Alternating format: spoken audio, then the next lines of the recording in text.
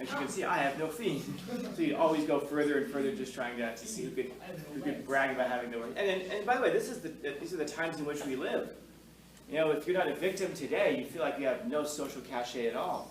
We don't celebrate triumph the way we used to. We celebrate victimhood and failure, and we genuinely, we get these, not bullshitting you, we get these emails from yeah, why not, screw it. We get these emails from teachers that are on our email chain who will say things like, you know what, we have to celebrate the fact that some of our students just showed up today, and for them, that's a big victory.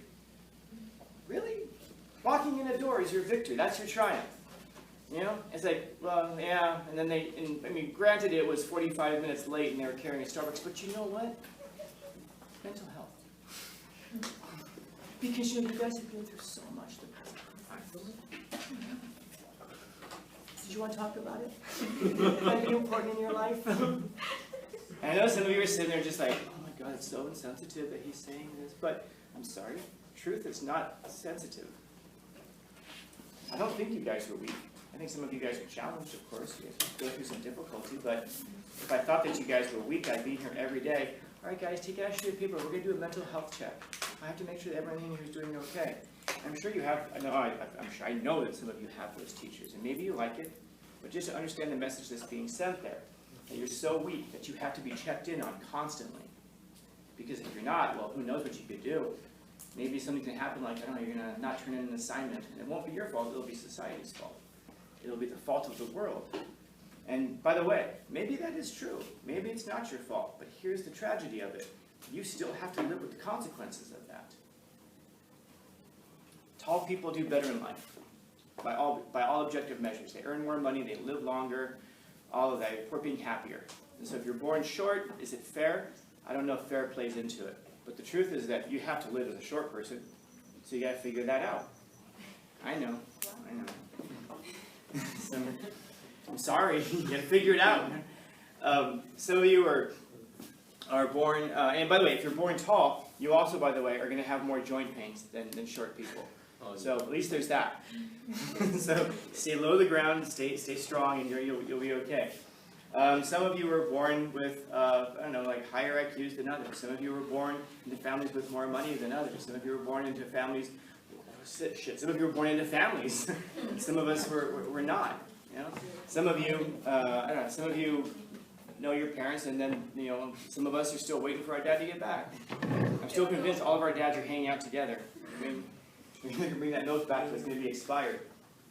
But the fact of the matter is that we have to live the life that we have. You can't live the life that you dream of. At some point,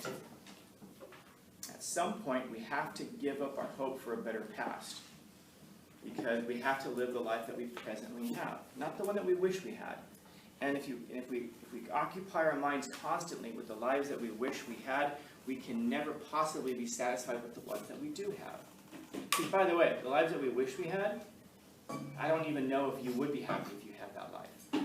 Because if it's true what we always say, that what doesn't kill us makes us stronger, which Nietzsche said, and when Nietzsche said it, he said, what doesn't kill me makes me stronger. He didn't say, what doesn't kill us makes us all stronger, because that would be a lie. What doesn't kill most people makes them weaker, makes them jaded, makes them hostile, fills them with guilt, and it degrades on us. It has to be a personal choice that what didn't kill me here has to make me stronger, not push me back into a cave so that I'm afraid to come out again and face it. But it has to be something that draws me out of the cave to face those things, because, stop me if you've heard this before, life is suffering. We don't get to choose not to suffer. But if we're fortunate, we can choose what we're going to suffer for.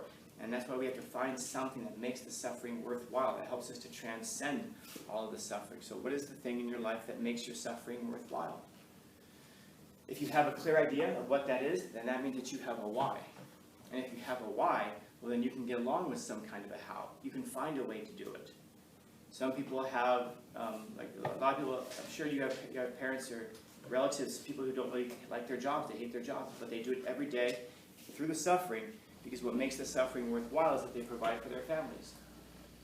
Whatever that level of suffering is. Right now, you guys go through school, and there's there's a certain level of suffering, we might call it, the fact that you have to come, you have to sit at the desk, you have to do all this work, but the thing that if you can keep your mind on the why, because I believe that somehow this will lead to a better future for me, and not just for me, but if you're planning on having children someday, the decisions you're making today are setting up your children for the world that you're going to bring them into tomorrow.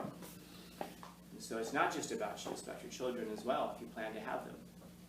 And so the decisions you make today, maybe that's the thing that can help you transcend the suffering. And by the way, that might take a lot of faith, because you might not see how finding X in your algebra class is going to help you have a better tomorrow. I'm sure many of you don't understand how figuring out what Jocelyn Murray is saying here is going to help you have a better tomorrow. I'd ask you to have faith and trust that it's going to. I wouldn't give it to you otherwise. There's a reason for it. It helps you develop something that you're going to have to be able to do, asterisk, if you want to have some level of success in life. Because I don't know what you're going to have to be able to do in 10 years. I don't know if you're going to have to be able to code. I don't know if you're even going to be driving cars in 10 years. But one thing I imagine you're going to have to be able to do is think. And that's what we're doing here. We're trying to figure some things out, get to the bottom of some deep issues, understand yourself, because that's going to be the fulfilling life. And that means to understand yourself through all of your tragedies, also understand yourself through all of your triumphs.